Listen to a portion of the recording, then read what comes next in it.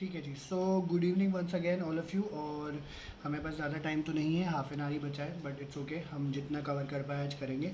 तो ये चैप्टर जो है चैप्टर 6 है, इंटरनेशनल ऑर्गेनाइजेशंस इसको बुलाया जाता है। और हमने ऑब्वियसली जिन बच्चों ने शुरू से मेरे साथ क्लास ली है, तो मैंने आपको सबका कनेक्शन एक समझा दिया था कि एक दूसरे के साथ कैसे कनेक्टेड है। तो चैप्टर 5 तक तो कनेक्शन एक मेंटेन्ड ही था। चैप्टर 1 2 के साथ कनेक्टेड था, 2 के बाद 3 आ जाता था, फिर 4 या 5 इस तरीके से। 6 का कोई कनेक्शन नहीं है, कोई कनेक्शन किसी तरीके से नहीं दिखा जाता। तो ये बेसिकली क्या था कि सेकेंड वर्ल्ड वॉर के बाद जितने भी इंटरनेशनल ऑर्गेनाइजेशंस जो पूरे वर्ल्ड में इस्टेब्लिश हुई, ठीक है, ऑब्वियसली यूएसए से इसकी शुरुआत हुई थी, वो इन्होंने इस चैप्टर में एक्सप्लेन कर रखा है। उसका क्या रोल है, उसकी क्या इम्पोर्टेंस है, उसके बारे में इन्होंने यहाँ पे बताया। और जैसे कि मैंने आपको पहले भी बताया कि पॉल साइंस में क्या होता है कि आपको ज़्यादातर जो है कहानियाँ हैं, वो कहानियाँ अपने दिमाग में बिठानी है। ये भी एक तरीके की कहानी है, बट ऑब्वियसली कुछ चीज़ें ऐसी हैं जो आपको एक्चुअली में याद करनी पड़ेंगी, ठीक है, कहानी की फॉर्म में ही, तो वो आपको समझना पड़ेगा। सबसे पहले इंटरनेशनल ऑर्गेनाइजेशन के एक फ्रंट पेज पे आप आ जाइए, ठीक है, जो ये वाला पेज है जहाँ पे यूएन का एक एम्बलम भी बना हुआ है, ठीक है, ये वाला, ये प्लीज़ मार्क कर लीजिएगा। 1 और 2 मार्कर ये आया हुआ है। पिक्चर क्या सिंबलाइज करती है, क्या सिग्निफिकेंस है इस पिक्चर का। और ये यूनाइटेड नेशन का लोगो है, इसमें वर्ल्ड मैप डला हुआ है with olive branches around it. इसका मतलब है सिग्निफाइंग वर्ल्ड पीस। तो 1 और 2 मार्कर के क्वेश्चन में आ जाता है कि इसका मतलब क्या है, ठीक है। और जिन बच्चों ने टेस्ट दिया है उनको पता ही है पीछे मैंने किस किस तरीके से क्वेश्चन जो बोर्ड्स वाले आए हुए हैं वो पूछे हुए हैं, ठीक है। तो इसको आप मार्क कर लीजिए यहाँ पे, ठीक है। अब हम शुरू करेंगे। तो वाई इंटरनेशनल ऑर्गेनाइजेशन, अब ये कहते हैं कि ना मतलब ऐसी ऑर्गेनाइजेशंस की हमें ज़रूरत क्यों। तो कमिंग बैक टू बेसिक्स अगर हम लोग बात करते हैं, जैसे आप सारे लोग स्कूल में पढ़ रहे हो, ठीक है, सारे के सारे लोग। और स्कूल, अब जैसे क्या होता है कि स्कूल हमें क्या देता है, हमारा एक बेस बनाता है। जैसे कहते हैं प्राइमरी सोशलाइजेशन हमारी घर पे होती है, सेकेंडरी सोशलाइजेशन हमारी जो है स्कूल में जाके होती है। तो स्कूल क्या है, एक तरीके का एक एनवायरनमेंट है, एक ऐसा जहाँ पे आप पे काफ़ी चीज़ें जो है आपकी लाइफ के बारे में, आपको कुछ कॉन्सेप्ट, कुछ आइडियाज़, कुछ टॉपिक्स, ठीक है, जिसमें आप जिस फील्ड में आप जाना चाहते हो उन सब के बारे में आपको क्लैरिटी होती है। तो स्कूल का एक इम्पोर्टेंस वहाँ एक समझ आ जाता है कि हमें सेकेंडरी सोशलाइजेशन में मदद करता है, हमें एक अच्छा इंसान बनाने में मदद करता है। ऑब्वियसली बुरे भी बनते हैं लोग, ऐसा नहीं है। एक बड़ा इंसान, एक छोटा इंसान, अच्छा खासा पैसा, अच्छा खासा रुतबा, कम पैसा, कम रुतबा, हर तरीके का फॉर्म हमें काफ़ी स्कूल से जो है सीखने को मिल जाता है, ठीक है। तो वो एक इम्पॉर्टेंस एक स्कूल की हम समझ सकते हैं। ऐसे ही इंटरनेशनल ऑर्गेनाइजेशंस की इंपॉर्टेंस को यहाँ पे समझा रखा है। अगर हम इसको पीछे जाते हैं वर्ल्ड वॉर 1 और 2 के आसपास, तो इसमें एक छोटी सी बात इन्होंने बता रखी है जो कि बाद में आएगी, मैं आपको पहले बता देता हूँ तो कि कनेक्ट कर पाओगे आप। तो कैसे कहते हैं कि ना, लीग ऑफ नेशंस बना था फर्स्ट वर्ल्ड वॉर के बाद। लीग ऑफ नेशंस इसलिए बनाया था, ये इंटरनेशनल ऑर्गेनाइजेशन थी कि ये जो लड़ाई झगड़े हो रहे हैं इसको रोका जाए, पीस मेंटेन हुए। But league of nation second world war नहीं रोक पाया। जब वो नहीं रोक पाया, 45 में ख़त्म हुई, तो 45-46 के आसपास ही जो है आपका यूनाइटेड नेशंस आया। और इसको इसी पर्पज़ से बनाया गया कि भाई अब थर्ड वर्ल्ड वॉर में नहीं जाना, पीस एंड सिक्योरिटी हम लोग इस्टेब्लिश करके रहेंगे। और यूएन जो यूनाइटेड नेशन था वो इस मामले में सक्सेसफुल रहा, ठीक है। उसी के बारे में इस चैप्टर में हम लोग सबसे पहले पढ़ते हैं, और किसके क्या क्या डिफरेंट डिफरेंट सब्सिडरीज हैं उसके बारे में पढ़ते हैं। तो बेसिकली क्या है, अगर हम लोग वर्ल्ड पीस के पॉइंट ऑफ व्यू से देखें, सिक्योरिटी के पॉइंट ऑफ व्यू से देखें, तो इंटरनेशनल ऑर्गेनाइजेशन की ज़रूरत हमें इसलिए पड़ती है, हमारे मामलों को वो समझ पाए, शांति बरकरार रखे, कॉन्फ्लिक्ट ख़त्म करे, ज़रूरतों को पूरा कर सके वर्ल्ड लेवल पे, ठीक है, जो कि अभी हमें पढ़ेंगे। तो ये सब चीज़ें हमें रिक्वायर्ड यहाँ पे होती है, ठीक है। तो वाई इंटरनेशनल ऑर्गेनाइजेशन ये कहते हैं कि यहाँ पे एक छोटे से 2 कार्टून्स दिए हुए हैं, देखिए नीचे आप, ये बोर्ड्स में नहीं आए हुए हैं, बट एक अंडरस्टैंडिंग के लिए यहाँ पे बता रखा है कि दोनों कार्टून्स आप पढ़ेंगे तो हमें इससे ये पता चल रहा है कि यूएन जो है इनफेक्टिव रहा है। ये लेबनन क्राइसिस हुआ था 2006 में, उसके बारे में इन्होंने यहाँ पे बताया। लेबनन क्राइसिस 2006 में हो रखा था, ठीक है। और नीचे आप पढ़ोगे कि जैसे लिखा हुआ है कि जून 2006 की बात है, इसराइल ने लेबनान को अटैक कर दिया था, and saying that it was necessary to control the militant group Hezbollah, उसको कंट्रोल करने की ज़रूरत थी। बहुत सारे सिविलियंस और बहुत सारे लोग जो है वहाँ पे मारे गए, पब्लिक बिल्डिंग्स, रेजिडेंशियल एरियाज़ में, जो कि इजरायली बॉम्बार्डमेंट के अंदर आ चुके थे। और यूएन ने रेजोल्यूशन कब जाके पास किया, अगस्त में। इसराइल आर्मी ने उस रीजन से विड्रॉ किया अक्टूबर में जाके।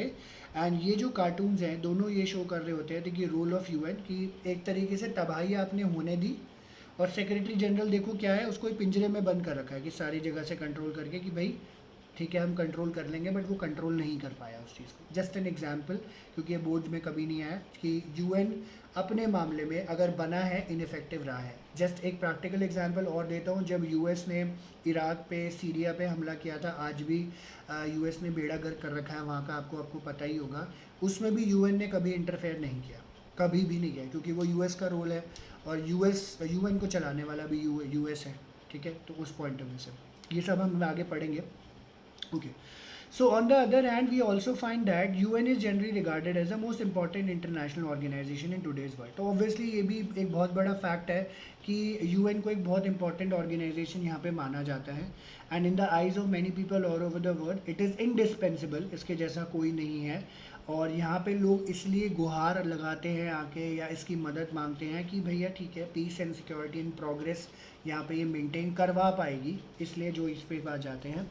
तो हमें यूएन जैसी ऑर्गेनाइजेशंस की ज़रूरत क्यों होती है? वही बेसिक्स वाली बात, हमें स्कूल की ज़रूरत क्यों है, हमें ट्यूशन्स की ज़रूरत क्यों है, हमें हेल्प की ज़रूरत क्यों है, हमें नोट्स की ज़रूरत क्यों है? ऐसे ही जो है यूएन बड़े लेवल पे आप देखोगे सब चीज़ें, तो उसकी हमें क्यों ज़रूरत है उसके बारे में बताएं। Connecting to the present scenario, ठीक है, आप लोगों को पता ही है कोरोना पेंडेमिक जब से शुरू हुआ था, डब्ल्यू का बहुत इंपॉर्टेंट रोल था, बट लोगों ने बोला डब्ल्यू बिक गई है चाइना के हाथों, ठीक है, और यूएस ने उसको सपोर्ट करना भी बंद कर दिया था। बट डब्ल्यू का बहुत मेजर रोल रहा उस डिज़ीज़ को जो है बताने में, समझाने में, काफ़ी आज भी वो चीज़ें कर रहे हैं कि कैसे उसको कंटेन किया जाए।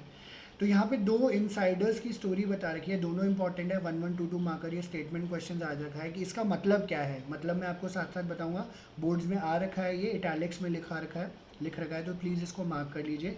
सबसे पहले इन्होंने बोला है the United Nation was not created to take humanity to heaven but to save it from hell. ये डैग हैमर्सकॉल्ड थे यूएन के सेकंड सेक्रेटरी जनरल, उन्होंने यहाँ पे बोला ये बात कि भैया ऐसा है, यूनाइटेड नेशन जो है, जो इंसानियत है या जो इंसान है, उसको जो है सातवें आसमान पर लेकर नहीं जा रही या स्वर्ग में लेकर जाने के लिए नहीं बना है। हाँ, उसको जो है नर्क से बचाने के लिए बना है। और नर्क क्या है? वो वॉर है, लड़ाई झगड़े हैं, कॉन्फ्लिक्ट्स हैं, वो ख़त्म कर सकती है। तो वो स्वर्ग आप हासिल ऑटोमेटिकली कर सकते हो, not actual but Shanti is your स्वर्ग। वो चीज़ बताइए, बट जनरल मीनिंग है, कोई एग्जैक्ट मीनिंग नहीं है। आप अपनी अंडरस्टैंडिंग से भी इसमें अपना आंसर लिख सकते हो, बिकॉज ये आता ही 1-2 मार्कर है, ठीक है, और आया 2 बार है, ज़्यादा बार आया नहीं है। और सेकंड वाला शशि थरूर का है, हमारे इंडिया के ही ये मिनिस्टर है कांग्रेस के, शशि थरूर। और इसमें ये जो है farmer UN under secretary general थे कम्युनिकेशन एंड पब्लिक इन्फॉर्मेशन में, ठीक है। ये भाई साहब जब भी बोलते हैं, इनकी इंग्लिश आप समझ नहीं पाते हैं, बड़ी टफ इंग्लिश बोलते हैं, जनरल इंग्लिश से बड़ी, तो लोग इसका बहुत मीम्स भी बनाते हैं, ठीक है। तो जो शशि थरूर ने क्या बोला, ये टॉकिंग शॉप है, ठीक है, बात करने वाली दुकान है, यहाँ आओ बैठ के बात करो, विच इज़ बेटर। तो कहते हैं ऑब्वियसली यहाँ पे बहुत सारी स्पीचेज एंड मीटिंग्स यूएन में हो रही होती है, स्पेशली जो एनुअल सेशंस होते हैं, जनरल असेंबली होती है, सिक्योरिटी असेंबली होती है, वहाँ पे लोग बैठ के बात करते हैं।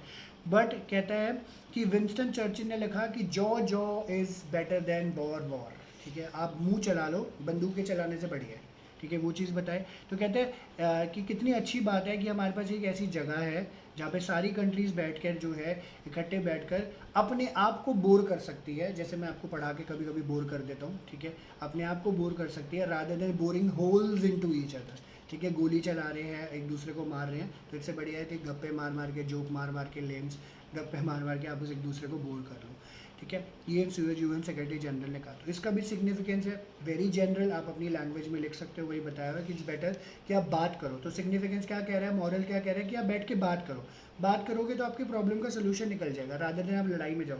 तो ऑन अ गुड नोट, जैसे मैं आपके साथ शेयर करना चाहता हूँ, इंडिया चाइना का प्रॉब्लम चल रहा है, ठीक है, और बहुत सारी ऐप्स बंद कर दिया, ट्रेड बंद नहीं करा है, टिकटॉक भी बंद हो गया है ना, कैम स्कैनर भी बंद हो गया, हेलो हुलो, पता नहीं काफ़ी सारी ऐप्स थी जिसको इन्होंने बंद कर दिया, अलीबाबा, शीन, लड़कियों को बहुत दुख हुआ है, शीन बंद हो गया, मुझे भी दुख हुआ, टिकटॉक बैन हो गया, बट ठीक है, क्योंकि थोड़ा बहुत टिकटॉक मैं सर वही पूछ रहा था।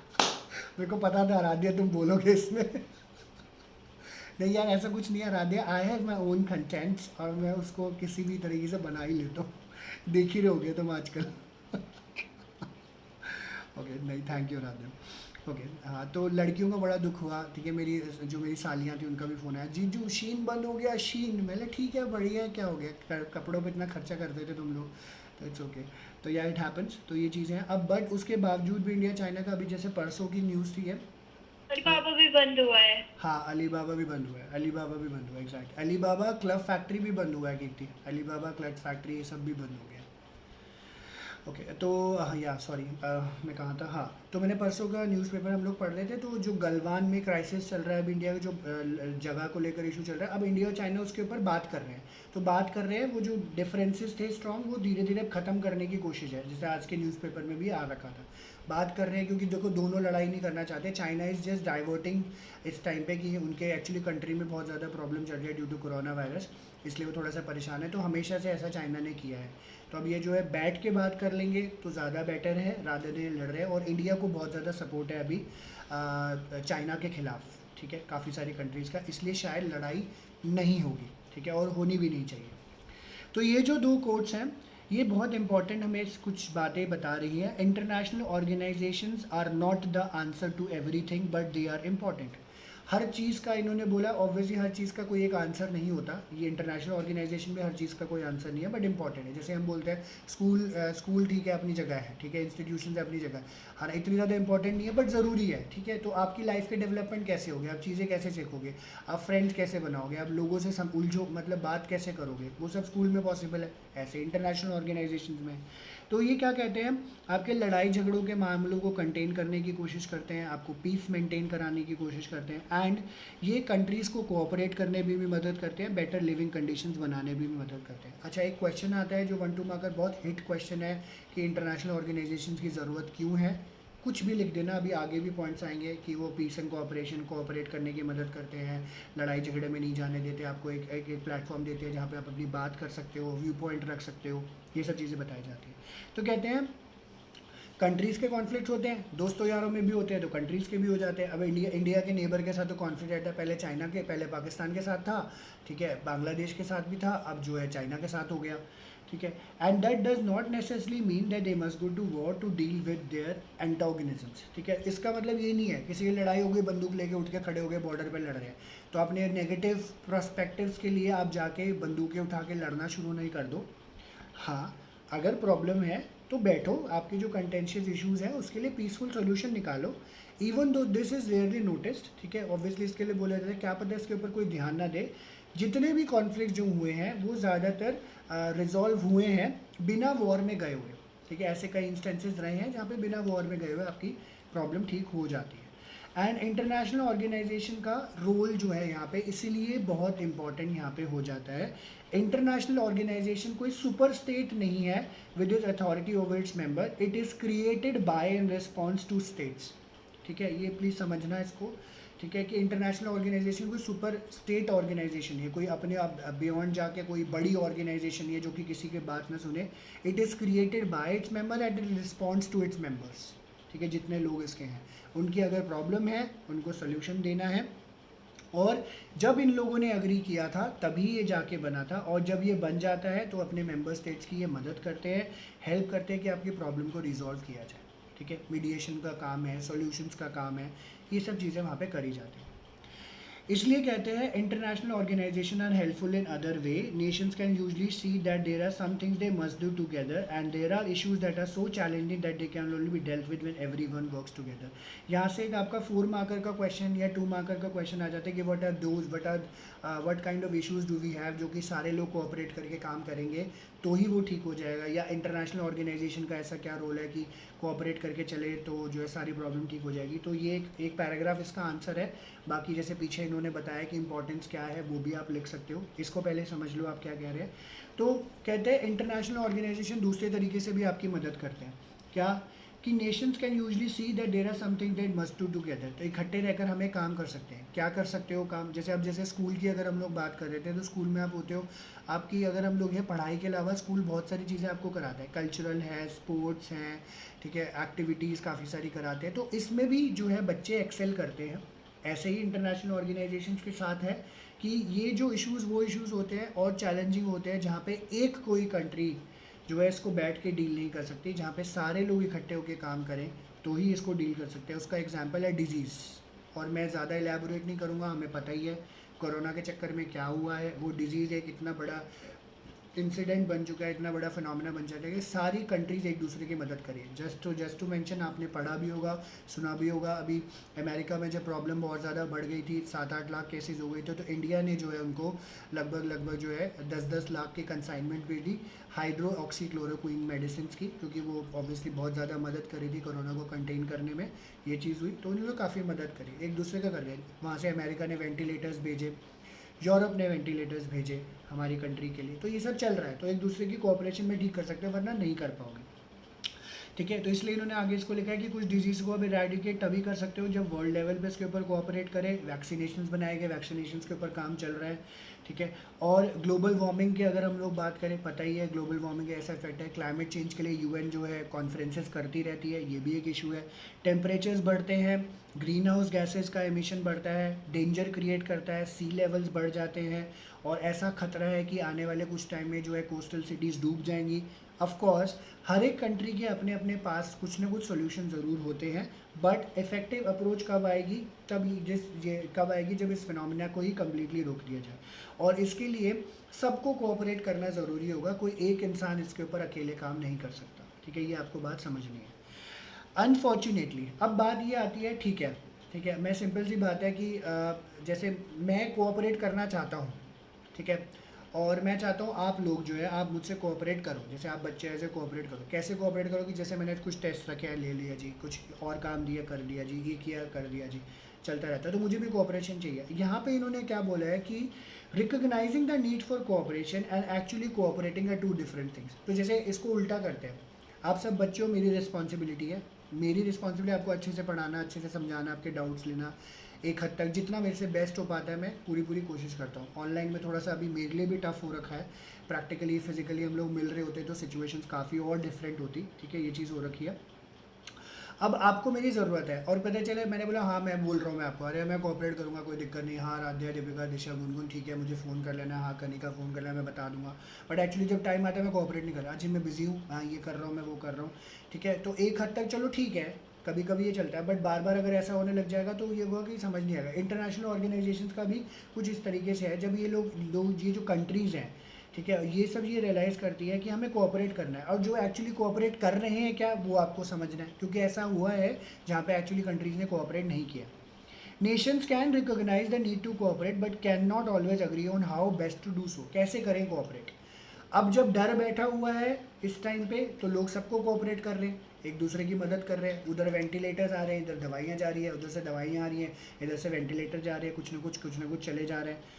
एंड उसको उस कोऑपरेशन की कॉस्ट को शेयर कैसा किया जाए, ठीक है, तो बड़ा इंपॉर्टेंट है यहाँ पे। अभी ये इस पॉइंट पे जैसे मुझे जैसे जो ये स्टडीज़ मतलब जो अभी पॉइंट आया था ये वाला, अमेरिका HCQ भेजा गया, और हुआ क्या कि अमेरिका ने डिमांड किया कि हमें HCQs चाहिए, आप दो। इंडिया पे प्रेशर बना दिया, इंडिया ने बोला ठीक है HCQs देंगे, बट एक कंडीशन है हमारी, क्योंकि भैया रिलेशन है तो दोनों म्यूचुअल कोऑपरेशन से बनेगा। इंडिया के कुछ ड्रग्स थे, दवाइयाँ थी, जो अमेरिका ने बैन कर रखी थी, उसको FDA परमिशन नहीं थी वहाँ पे, US FDA से।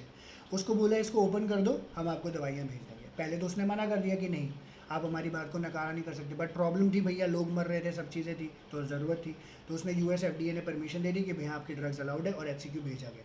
वहाँ से फिर वेंटिलेटर्स भी आए हमारे लिए। ठीक है, ये चीज़ करेंगे, तो यहाँ पे कैसे शेयर करेंगे उस कॉस्ट को, ये भी ज़रूरत है। कैसे उसको जस्टिफाई करेंगे, डिवाइड करेंगे, कैसे जो है ये देखेंगे कि कोई चीट नहीं कर रहा, कोई बार्गेन नहीं कर रहा।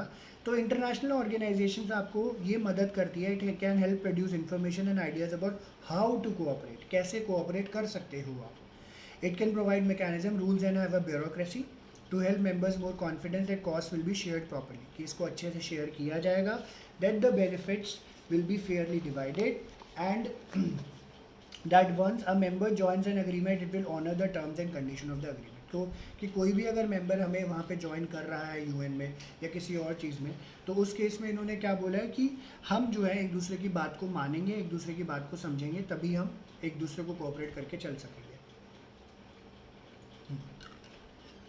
तो कहते हैं, ये तो चलो बात समझ आ गई, ठीक है, पर कहते हैं with the end of the cold war, जैसे ही कोल्ड वॉर हमारी ख़त्म हुई थी 1991 में, हमने देखा कि UN का रोल बड़ा डिफरेंट हो गया। यूनाइटेड स्टेट्स और उसके अलाइज थे वो विक्टोरियस यहाँ पे हुए।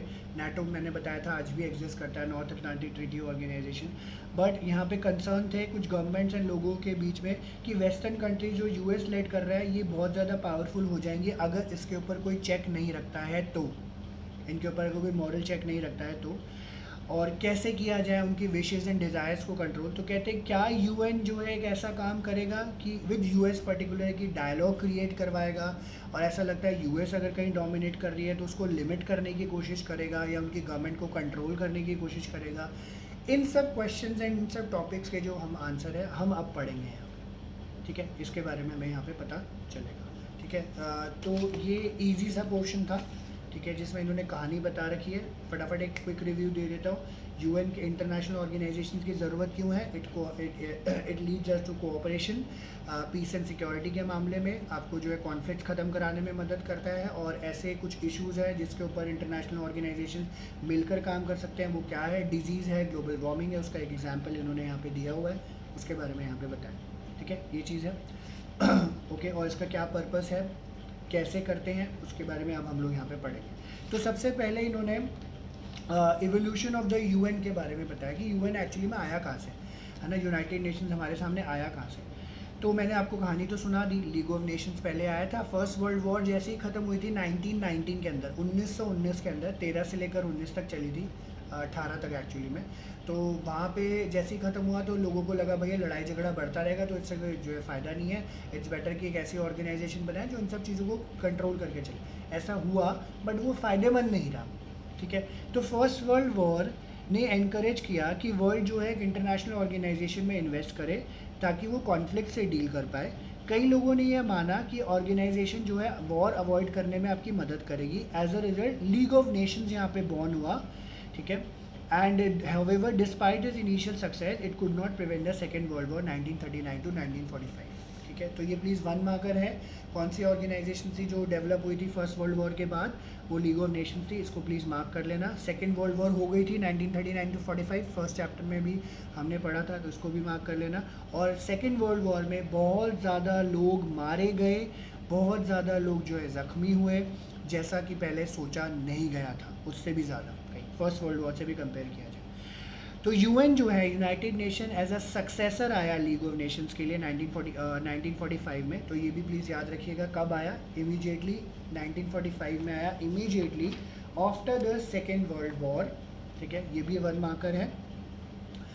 Organisation was set up through the signing of the United Nation charter by 51 states, ये भी 1 मार्कर है कि ऑर्गेनाइजेशन कैसे सेटअप करा गया। तो यूनाइटेड नेशन को सेटअप किया, साइन किया गया डॉक्यूमेंट या चार्टर, 51 स्टेट्स ने साइन किया था। क्वेश्चन आ जाता है कितने स्टेट्स ने कौन सा एग्रीमेंट साइन करके इसको बनाया, 51 स्टेट्स। एंड ऑब्जेक्टिव ये मार्क करते चलना, मैं बताता रहूँगा, प्लीज़ स्किप मत करना।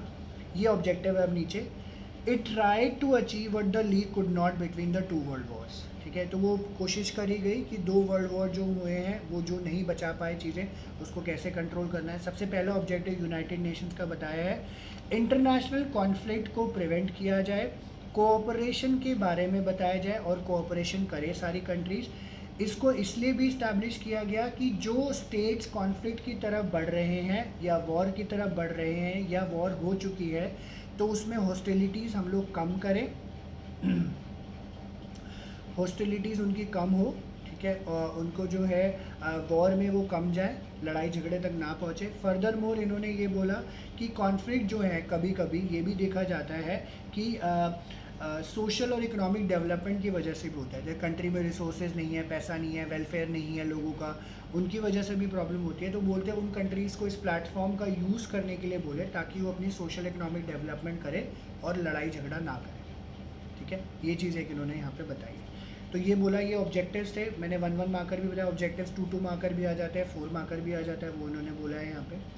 उसके बाद अब आगे बढ़ते हैं तो कहते हैं by 2011 the UN had 193 member states. जिन लोगों की पुरानी बुक होगी तो 192 स्टेट्स का 2006 का डेटा होगा, बट नई वाली बुक में जो है वो डेटा चेंज है, प्लीज़ लिख लीजिएगा। 2011 का डेटा है, यूएन के 193 मेंबर स्टेट्स हैं, ठीक है। ये प्लीज़ आप लिख लीजिएगा, यूएन हैड 193 मेंबर स्टेट्स। ये 1 मार्कर है, आपको आ जाता है ये वाला। और इसमें सारे इंडिपेंडेंट स्टेट्स हैं। फिर उन्होंने बोला यूएन जनरल असेंबली में सारे मेंबर्स के पास 1 वोट ईच होता है 1 वोट, मतलब जितने भी मेंबर स्टेट्स हैं, जैसे 5 परमानेंट मेंबर्स हैं, 10 नॉन परमानेंट मेंबर्स होते हैं, उनके पास एक एक वोट ही होता है respective of the fact. General, फिर उन्होंने बोला यूएन सिक्योरिटी काउंसिल है, इसमें 5 परमानेंट मेंबर्स हैं। यूएन सिक्योरिटी काउंसिल है, उसमें 5 परमानेंट मेंबर्स हैं। ये भी 1 मार्कर 2 मार्कर का क्वेश्चन आता है, हमने पढ़ा हुआ है थोड़ा सा इसके बारे में। US, United states of America, Russia, United kingdom and France and China. ठीक है, यूनाइटेड किंगडम या ब्रिटेन एक ही बात है। तो ये 5 मेंबर्स हैं, 1 मार्कर में आया हुआ है। मार्क करने को भी आ जाता है मैप में, इसको इस तरीके से भी आपको याद करना है। ठीक है, यूएसएसआर इस तरीके से। और एक क्वेश्चन यहाँ से जो कवर होता है इसी पैराग्राफ्स में से, कनिका 86 पे ही है, लेफ्ट हैंड साइड के सेकंड पैराग्राफ पे। ठीक है, तो इसमें इन्होंने क्या बोला है कि परमानेंट मेंबर्स कैसे बन गए। अब ये ऐसे मेंबर्स हैं जिनको कोई नहीं हटा सकता, ये खुद चाहेंगे तो खुद को हटा पाएंगे। उसमें से US, UK, Russia, France, China, ये सारे लोग हैं।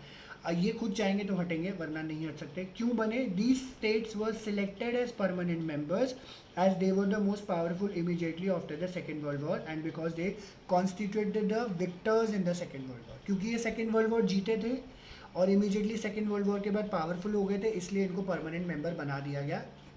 इसलिए ताकि ये जो वर्ल्ड ऑर्डर को शेप करने में मदद करे। बट अब इतने ज़्यादा ये स्ट्रॉन्ग हो चुके हैं कि इनको कोई नहीं हिला सकता। ठीक है, ये चीज़ है। तो ये क्वेश्चन 2 और 4 मार्कर, 2 मार्कर यूजली आता है कि इनको परमानेंट मेंबर्स क्यों बनाया गया। ओके, इसके बाद फिर आते हैं, मार्क करते चलना प्लीज़, वीडियो रिकॉर्ड हो रही है, नीड नॉट टू वरी, आप उसको रिव्यू कर लेना। ओके, यूएन के जो मोस्ट विजिबल पब्लिक फिगर है और रिप्रेजेंटेटिव हेड है वो है सेक्रेटरी जनरल। ये भी 1 मार्कर है। यूएन के मोस्ट विजिबल पब्लिक फिगर या हेड रिप्रेजेंटेटिव कौन है? वो जो है आपके सेक्रेटरी जनरल ही है। और जो प्रेजेंट सेक्रेटरी जनरल है वो है Antonio Guterres. He is the 9th secretary general of the UN. तो आपको ये प्लीज़ दोनों चीज़ें याद रखनी है, प्रेजेंट सेक्रेटरी जनरल और 9th नंबर है इनका एंटोनियो गुतेरेस। जो लोग इंस्टाग्राम पे हैं वो एंटोनियो गुतेरेस को फॉलो कर सकते हैं। बहुत अच्छा इंसान है, बहुत अच्छे से बोलता है और इस टाइम पे कोरोना के चक्कर में उसने बहुत वीडियोस, बहुत अवेयरनेस क्रिएट करी। मैंने भी उनको फॉलो किया हुआ है। ठीक है, तो ये चीज़ आप थोड़ा सा, ये होता है कि जैसे हम जो पढ़ रहे होते हैं साथ के साथ उसको पैरेलली फॉलो करते चले तो थोड़ा सा एक इंसाइट हमें मिल जाता है। ठीक है, Antonio Guterres 9th secretary general है यूनाइटेड नेशंस के। उन्होंने सेक्रेटरी जनरल की पोजीशन 1 जनवरी 2017 को ले ली थी। He was the prime minister of Portugal and the UN commissioner for refugees 2005 and 15। तो मतलब इनका क्या डिस्क्रिप्शन है वो भी याद रखना है। इससे पहले जो 8 थे वो बान की मून थे, साउथ कोरिया के 8th सेक्रेटरी जनरल थे। Excuse me, sir. हाँ जी, दिशा मनसुखानी। Sorry to interrupt, मेरी बुक में कुछ भी ऐसा नहीं लिखा है। हाँ, तो बुक भेज दो OLX पे इसको बेटा, 50 रुपये में। सर पुराना चैप्टर प्रिंटेड है आई गेस। तो मैंने बोला नया दिशा, chapter है आपके दिशा पास अभी तो मैंने भेज दो। बोला तो सही बेटा कि जिनकी पुरानी बुक है उसमें नहीं है बेटा, अभी बोल दिया। तो अभी वीडियो भी रिकॉर्ड हो रही है, नई चैप्टर डाउनलोड कर लो। ठीक है, निकाल लेना, उसका प्रिंट आउट्स में मिल जाएगा। ठीक है दिशा, या बुक खरीद लो। जी ठीक है सर। सर बुक है लेकिन वो पुराने में नए वाले निकाल लूंगे। हाँ हाँ, निकाल लेना। ठीक है। या तो दिशा ने अभी बोला, आई होप कई सर लोगों पीडीएफ भेज दो अभी। PDF इसका मैंने डाउनलोड नहीं कर रखा, सॉरी। अब ओके बाद में भेजता हूँ, बाद में। ठीक है, सुन लो पहले दिशा, सुन लो, कोई बात नहीं। बहुत स्ट्रगल कर रही है। हाँ, मेरे को लग रहा है अनन्या आगे इसके पांडे लिए ज्यादा कुछ struggle करना है। करती है। मेरे को लग रहा है इसको ना दिशा को कहीं लेके जाना पड़ेगा, मेरे को लग रहा है। अनन्या पांडे से ज्यादा तो ये स्ट्रगल कर रही है। आराम से पिटेगा, बकवास मत कर। अच्छा चलो ठीक है, लड़ाई माफ करो। रुक बेटे, एक तो बकवास खत्म होने दे। ये घर के आमने सामने रहते हो तुम लोग यार, तुम वहाँ जाके लड़ा करो, ये यहाँ पे मत लड़ा करो प्लीज़। चलो एनीवे, तो दोबारा बता देता हूँ। अच्छा दिशा, ओके। तो यूएन के most visible public representative secretary general है Antonio Guterres, 9th secretary general है। 1 जनवरी 2017 से इन्होंने टेकअप किया है। पोर्चुगल के प्राइम मिनिस्टर है, प्लीज़ याद रखना। और UN high commissioner for refugees थे। ठीक है, one of the good entities on earth, you can follow him on Instagram. Okay, ये 1122 मार्कर है। इसके बाद फिर अब जो है इसमें से 1122 मार्कर आता है कि यूएन में जो है काफ़ी सारे स्ट्रक्चर्स एंड एजेंसीज़ हैं। ये ना स्ट्रक्चर्स एंड एजेंसीज़ मार्क कर लेना, दोनों में डिफरेंस है। स्ट्रक्चर्स डिफरेंट है, एजेंसीज डिफरेंट है। ठीक है, इसको पढ़ लेते हैं। तो कहते हैं वॉर एंड पीस डिफरेंसेस जो मेंबर स्टेट्स के बीच में होती है वो जनरल असेंबली या फिर सिक्योरिटी काउंसिल में जाती है। ठीक है। और सोशल इकोनॉमिक इश्यूज जो हैं इसमें world health organisation, UNDP, UNHRC, UNHCR, UNICEF, UNESCO, इन सब में ये डीलिंग हो रही होती है। तो ये बेसिकली जो जनरल असेंबली सिक्योरिटी काउंसिल है स्ट्रक्चर्स का पार्ट है, एजेंसीज नीचे वाली है WHO, UNDP, UNHCR, UNHRC, UNICEF and UNESCO. ठीक है। सेकंड मोस्ट इंपॉर्टेंट बात, ये 1 2 मार्कर तो है ही, प्लस आपको इसकी सबकी फुल फॉर्म याद रखनी है। ठीक है। फुल फॉर्म आपके बोर्ड्स में आई हुई है, कई बार पूछी हुई है। WHO वर्ल्ड हेल्थ ऑर्गेनाइजेशन है, लिखा हुआ है, मतलब आप पढ़ लेना। UNDP United Nation development programme है, UNHRC है, UNHCR है, दोनों में डिफरेंस है, कंफ्यूज मत हो जाना। यूनिसेफ एंड यूनेस्को है। ठीक है। ये सारी ऑर्गेनाइजेशंस हैं जो कि यहाँ पे काम कर रही होती है। ठीक है। तो ये इन्होंने बताया और ये एवोल्यूशन बताया। 19 लीग ऑफ नेशन के बाद बना, सेकेंड वर्ल्ड वॉर के बाद जो है यूनाइटेड नेशंस बना। 51 स्टेट्स ने यूनाइटेड नेशन चार्टर किया साइन, तब बना। किस लिए बना? War and peace differences, conflict को ख़त्म किया जाए, या लड़ाई जहाँ हो रही है उसको ख़त्म किया जाए। और ऐसा लगता है कि कई लड़ाइयाँ lack of social and economic development की वजह से होती है, उसको भी ठीक किया जाए। 2011 तक 193 मेंबर स्टेट्स थे। जनरल असेंबली के मेंबर्स होते हैं, एक ही वोट सब लोगों को मिल रहा होता है। 5 परमानेंट मेंबर्स हैं, US, UK, Russia, China and France. And इसमें परमानेंट मेंबर इसलिए बुलाए जाते हैं, जो कि मैंने आपको बता ही दिया था कि ये वर्ल्ड वॉर के सेकंड के बाद विक्टर्स थे और वर्ल्ड ऑर्डर को शेप करने वाला। और एंटोनियो गुटेरेस 9 सेक्रेटरी जनरल हैं यहाँ पे। ठीक है। ये चीज़ बताइए। और आज हम फिलहाल इतना ही करेंगे, क्योंकि आगे फिर वो टॉपिक बहुत बड़ा है, उसको हम लोग नेक्स्ट क्लास में लेंगे। टाइम हमारे पास अभी फ़िलहाल कम है। ठीक है। ये क्लियर है? इसमें से किसी को कुछ पूछना है यहाँ पे? किसी को कोई डाउट? कनिका बीच में निकल गए थे, किसी को और कुछ पूछना हो? वर्नीत, पलक,